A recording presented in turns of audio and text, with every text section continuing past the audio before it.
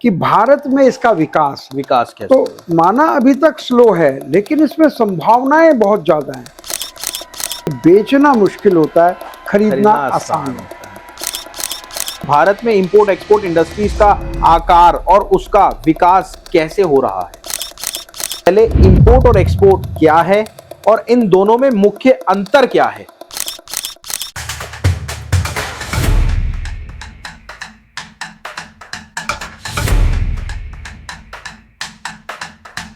दोस्तों बहुत बहुत नमस्कार आपका। देखिए क्या होता है, जब आप कोई भी बिजनेस करना चाहते हो तो बहुत बड़ा मन में सवाल आता है कि ऑलरेडी जो बिजनेस कर रहा है वो प्रॉफिट में भी है, कहीं ऐसा तो नहीं जो मैंने गलती करी थी, जो आप गलती करना जा रहे हो वो गलती दोबारा हो और आप लॉस में आ जाओ। तो बहुत बहुत नमस्कार आपका। इंपोर्ट एक्सपोर्ट की ये मास्टर क्लास में आपका बहुत बहुत स्वागत है और हमारे साथ हैं doctor Ashok Gupta sir. Sir बहुत बहुत नमस्कार राहुल जी। और आज का हम टॉपिक पता है क्या है, बहुत अहम है, जो कि 5 सवाल हमारे हैं और 5 सवाल ऐसे हैं जो रैंडम आप लोगों ने चैट बॉक्स में डाला था और वो हम पूछेंगे सर से। और पूरी डिटेल, बस मेरी आपसे रिक्वेस्ट है, एक नोटबुक एक पेन ले लो ताकि आपको समझ में आए। और जो गलती मैंने एक्चुअल में करी थी ना, जो मेरा कुछ लॉस हुआ था, वो गलती आप लोग ना करो, क्योंकि अशोक सर की जो एज है वो 75 है और मैं आपको बताता हूँ 5 कंट्री में सर के एसोसिएट ऑफिस हैं और दूसरी बात 28 कंट्री में सर ट्रेवल कर चुके हैं। ये अब सर बहुत बहुत नमस्कार आपका। नमस्कार सर मेरे 5 सवाल हैं जो कि हमारे पास ऑडियंस ने कमेंट करे थे। तो सबसे पहले इंपोर्ट और एक्सपोर्ट क्या है और इन दोनों में मुख्य अंतर क्या है? बिल्कुल राहुल जी, देखिए वैसे तो अगर अनुवाद करें इंपोर्ट का मतलब आयात, ठीक है, आयात से ही समझ आ जाता है कोई चीज आएगी देश के अंदर आएगी, बिल्कुल बिल्कुल, तो वो इंपोर्ट कहलाता है।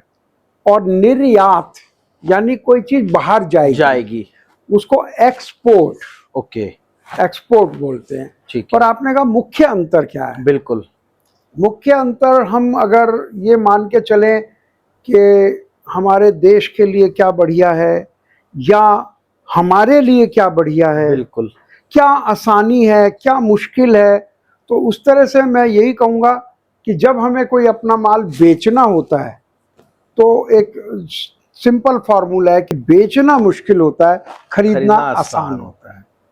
तो हम यही कह सकते हैं। लेकिन अगर किसी के पास ग्राहक है, रेडी ग्राहक है, तो एक्सपोर्ट उसके लिए आसान है। और अगर किसी के पास रेडी ग्राहक इंडिया में है किसी चीज़ का, तो इंपोर्ट आसान है। तो ऐसा फार्मूला नहीं कह सकते कि इंपोर्ट ही आसान है या एक्सपोर्ट आसान है। अब सर दूसरा सवाल मेरा आता है। देखिए ये सवाल आप लोगों ने करे थे, आज भी अगर आप कुछ पूछना चाह रहे हैं सर से, नीचे कमेंट बॉक्स में कमेंट डाल देना। ये सवाल है, अगली वीडियो स्पेशल आपके टॉपिक की होगी। सुरेश जी और रमेश जी ने ये सवाल करे थे। अब अगला जो मेरा सवाल है सुरेश जी का है। तो सर सुरेश जी का सवाल है, भारत में इंपोर्ट एक्सपोर्ट इंडस्ट्रीज का आकार और उसका विकास कैसे हो रहा है? बिल्कुल, मैं यही कहूँगा कि अभी तक जो हो रहा है वो बहुत स्लो फेज में हो रहा है, बहुत ही स्लो हो रहा है। नहीं, मोदी जी के टाइम में आने के बाद मोदी जी तो अभी आए हैं, 75 साल इस देश को हो गए, तो वो बहुत ही स्लो। मैंने सर मोदी जी के बहुत प्रिय भक्त हैं आप। देखिए बात उसकी नहीं है, जो भी सरकार करती हैं, जो जब मोदी जी नहीं थे तो क्या ये देश नहीं चल रहा था? नहीं, बिल्कुल चल रहा था सर। तो हम यही कहेंगे कुल मिलाकर जो ग्रोथ है वो स्लो ही है। ओके, आप उसको आंकड़ों से कह सकते हैं 2% ऊपर है, 3% नीचे है। अभी आपका प्रश्न था कि भारत में इसका विकास कैसे? तो माना अभी तक स्लो है, लेकिन इसमें संभावनाएं बहुत ज्यादा हैं। अच्छा, क्योंकि देखिए एक छोटा सा देश अमेरिका कुल 25 करोड़ की आबादी का नंबर 1 पर है। किस वजह से है? इंपोर्ट एक्सपोर्ट की वजह से। दूसरा देश चाइना, वो चलो आबादी उसकी ज्यादा है तो वो नंबर 2 है। पर आप अंदाजा लगाएं कि जर्मनी और जापान जो हमसे बहुत छोटे हैं, 1-1, 1.5 करोड़ की आबादी, 5 करोड़ की आबादी, वो तीसरे और चौथे नंबर पर हैं एक्सपोर्ट इंपोर्ट की वजह से। तो इसलिए हमें कहना होगा कि हमें बहुत बड़ा रास्ता तय करना है। हमें नंबर 2 पे नहीं, हमें नंबर 1 पर आना है। तो इसलिए संभावनाएं बहुत ज्यादा हैं, विकास की संभावनाएं बहुत बहुत ज्यादा हैं। एक तो हमारे जो भारत में हर चीज का मौसम बहुत अच्छा है, यहाँ का पैदावार बहुत अच्छी है, लोग पढ़े लिखे हैं, यंग जनरेशन है, काम करने की स्वतंत्रता है, कोई इसमें डेमोक्रेसी है, तो हमारा डेवलपमेंट की संभावनाएं बहुत ज़्यादा है, क्योंकि यहाँ संभावनाएं ज़्यादा है। बिल्कुल। और वहीं तीसरा सवाल है सचिन गुप्ता जी का, इंपोर्ट एक्सपोर्ट बिजनेस शुरू करने के लिए सबसे पहले कौन कौन से कानूनी दस्तावेज उनको चाहिए? देखिए, कानूनी दस्तावेज कोई बड़े बड़े दस्तावेज नहीं है, सिंपल एक रजिस्ट्रेशन करना होता है, सरकार को ये बताना होता है हम इंपोर्ट एक्सपोर्ट करना चाह रहे हैं। दस्तावेज के नाम पर एक सर्टिफिकेट है जिसको बोलते हैं I&E code number, import and export code number. ये कैसे मिलता है सर? ये बड़ी ऑनलाइन मिल जाता है, पता नहीं 250 या 500 रुपये फीस है। किसी को एक्सपोर्ट करना है तो बिल्कुल, इसी से दो स्टार्ट कर एक ही नंबर से एक्सपोर्ट भी हो सकता है, इंपोर्ट भी हो सकता है। ओके। तो आप हम ये कहेंगे कोई कानूनी दस्तावेज नहीं चाहिए, एक नंबर चाहिए बस, और बैंक में अकाउंट चाहिए। वो तो आप काम करेंगे तो बैंक में तो अकाउंट होना ही चाहिए। बिल्कुल। तो बस, और कोई कानूनी दस्तावेज की आवश्यकता नहीं है। और सर अब एक अगला जो सवाल है, चौथा सवाल हमारा, मोहम्मद उस्मान मलिक का सवाल है ये फॉरेन ट्रेड पॉलिसी FTP जिसे बोलते हैं हम, का इंपोर्ट एक्सपोर्ट बिजनेस में क्या प्रभाव है? जी देखिए, कोई भी काम करना होता है तो गवर्नमेंट को तो पूरे दस्तावेज तैयार करने होते हैं। बिल्कुल। क्या पॉलिसी बनेगी, कैसे वो माल रिलीज होगा, कहाँ जाएगा, क्या क्या उसकी बेसिक रिक्वायरमेंट है। पर हम यहाँ पर इसके थ्रू हम ये कह सकते हैं कि हम आपको इंपोर्ट एक्सपोर्ट का MBA नहीं करा रहे हैं, हम आपको कोई इसमें सर्टिफिकेट या डिग्री कोर्स नहीं करा रहे हैं।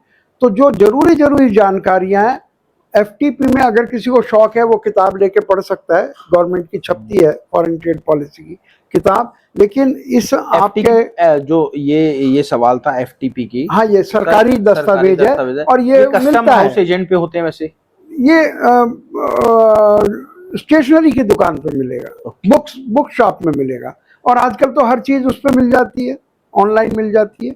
तो वो पढ़ने की आवश्यकता नहीं है, उसमें दिमाग खराब करने की जरूरत नहीं है। जैसे कि आपको आम आदमी को संविधान पढ़ने की आवश्यकता है, उसे नॉर्मल पता है मुझे क्या करना है, क्या गलत है, क्या सही है। ऐसे ही इंपोर्ट एक्सपोर्ट में तो उससे भी कम जानकारी चाहिए, लेकिन जो बेसिक जानकारी चाहिए वो मैंने देखा है आपका स्टार्टअप इंडिया जो है वो बेसिक जानकारियां दे देता है कि आपको पूरी पॉलिसी पढ़ने की आवश्यकता नहीं होती। अब सर पांचवा सवाल हमारा आता है, वो है जाकिर भाई का, एक्सपोर्ट के लिए, वो यूपी से हैं बेसिकली और मुरादाबाद से हैं, एक्सपोर्ट के लिए मार्केट रिसर्च कैसे करें और सही देशों का चयन कैसे करें? बिल्कुल, देखिए आजकल इंटरनेट की सुविधा से बहुत सी चीजें तो हमें मालूम चल जाती हैं।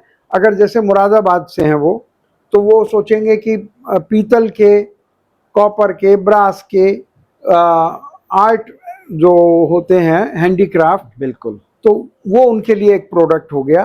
तो वो इंटरनेट से बहुत आसानी से पता चल जाता है कि कौन सा कंट्री में सबसे ज़्यादा जाएगा, तो इससे पता लग जाता है। लेकिन कहीं कम जा रहे हैं तो इसका मतलब ये नहीं कि वहाँ कम जाएंगे, इसका मतलब कोई लोग कम भेज रहे हैं लेकिन आप ज़्यादा भेज सकते हैं, तो एक पिक्चर सामने आ जाती है। तो ये बहुत ही आसान है आजकल ये पता करना, कंट्री का चुनाव करना। लेकिन उसके अलावा बहुत सी चीज़ें होती हैं जो आपका इंटरनेट नहीं बता सकता, वो हम लोग डिस्कस करके पार्टी के साथ स्टार्टअप इंडिया में आपस में बातचीत करके, कितना उसका बजट है, कितनी मैन पावर है, कितना उसको नॉलेज है, इस हिसाब से उसको हम कंट्री सेलेक्ट करके देते हैं।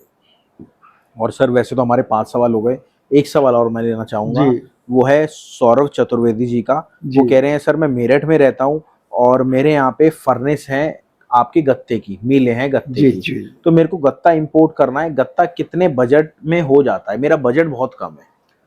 देखिए, गत्ता एक बहुत ही सस्ती चीज़ है, 10-15 रुपए किलो की चीज़ है। बिल्कुल। तो एक पूरा कंटेनर अगर 20 टन का हुआ तो 1.5-2 लाख का बैठेगा।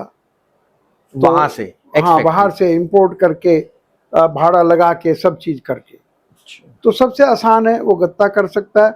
और मेरठ में क्या, पूरे हिंदुस्तान में कागज बनाने वाली मिलें हैं, क्योंकि कागज जगह-जगह की पे हैं। जगह-जगह हैं। बिल्कुल। हाँ, क्योंकि उसके मिल बनाने के लिए कोई बहुत बड़ा, जैसे मेटल स्क्रैप में चाहिए बिल्कुल 10-20 करोड़ का पूरा जुगाड़ सेटअप होना चाहिए, चाहिए। सेटअप चाहिए। इसमें बहुत आसान होता है, उसकी लुगदी बना के आराम से, वो हैंड प्रोसेस है, ज़्यादातर हाथ से कागज बन जाता है, थोड़ा सेमी मशीन से बन जाता है। बिल्कुल तो ये काम बहुत आसान से कम पैसों में हो सकता है। बिल्कुल।